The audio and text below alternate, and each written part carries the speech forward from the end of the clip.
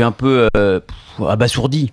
Abasourdi depuis un an. D'abord, je ne rencontre plus dans la rue quelqu'un qui a voté François Hollande. Alors, je sais pas, si vous en trouvez un, vous me le dites. Vous me le trouvez, celui-là, parce qu'on va lui donner une médaille. Parce que très franchement, ils étaient 19 millions il y a un an. Je n'en connais plus. Mais je les comprends. Parce qu'il y a eu tromperie sur la marchandise. Parce qu'ils se sont fait avoir comme des gogos. Et puis, il y a quand même un décalage énorme. Mais on parle du 14 juillet, là. Ouais, mais justement, ne fais pas l'article de la fête de la Violette, là. J'y viens, Philippe Doucet.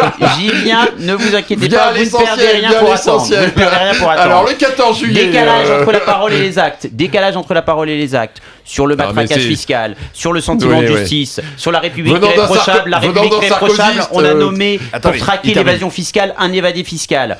On nous avait dit mais jamais je ne recevrai des députés, des élus à l'Élysée. Et voilà pas qu'on reçoit des députés à l'Élysée, que Cécile Duflot elle reçoit ses amis dans son ministère aux frais de l'État. Ça ne pose de problème à personne. Et aujourd'hui, effectivement, il nous avait dit ah non, ça j'irai sur les plateaux de télévision. Je ne ferai pas comme cet affreux et cet horrible Nicolas Sarkozy. Et puis en fait, il fait du Sarkozy, mais le problème c'est qu'il le fait en moins bien sans les résultats. Non, mais ça montre peut-être.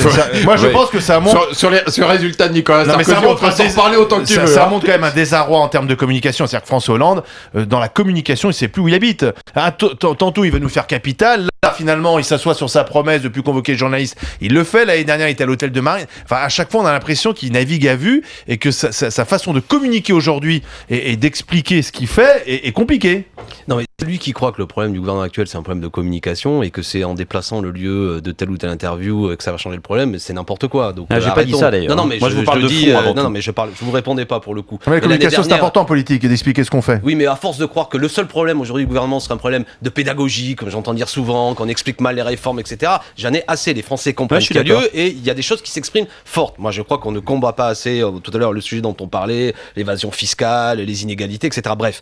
Donc là, on est un président qui, j'ai envie de dire, est normal dans le sens où c'est un président de la 5e République normale. C'est-à-dire qu'il, finalement, il reprend les habits de ses prédécesseurs, tout se concentre sur lui. Voilà. Bon, parce que ce qu'il faut, c'est changer de système. C'est pour ça sauf que les Français, ils sont attachés à la 5e République. Non, c'est pas vrai. D'ailleurs, il y a un taux d'abstention fort important qui devrait vous interpeller. Et il y a près de 50% des Français qui ne sont pas allés voter aux dernières élections législatives. Et je parle même pas des partielles. Et je m'étonne que vous-même, vous ne voyez pas ça. Faut pas que ça reste dans l'angle mort. Pour quelle raison? Il y a un désintérêt, il y a une colère qui est en train de monter. Bref. Et on en revient à ce sujet-là. C'est-à-dire que dernièrement, vous avez une ministre, je pense à Delphine Batho, qui est virée du gouvernement, qui a dit des choses. On peut la critiquer ou pas, mais pas y répondre seulement sur le fait qu'elle a fait un burn-out. Elle a dit des choses. Elle refuse son budget d'austérité. Elle dit qu'aujourd'hui, il n'y a plus aucune collégialité au sein de son gouvernement. Elle n'a pas dit pendant un an, mais tout d'un coup, le jour où elle est virée, elle dit tout. Oui, mais peut-être. Mais n'empêche que, moi, je veux dire, ça n'a pas été la dernière à critiquer le Front de gauche, mais j'observe ce qu'elle a dit. Elle a dit le budget de l'ADEME, par exemple, alors qu'on avait dit que les institutions, les grandes institutions ne devaient pas avoir une baisse de plus de 10%, c'est 17% de baisse, etc. Elle le refuse.